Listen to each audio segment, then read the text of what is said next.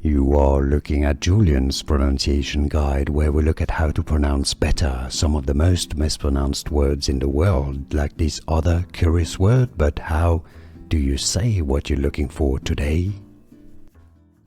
Let's learn once and for all how to pronounce this verb, this expression, correctly in English. If you want to learn more vocabulary that is sometimes confusing in English, stay tuned. I've got more pronunciation videos for you.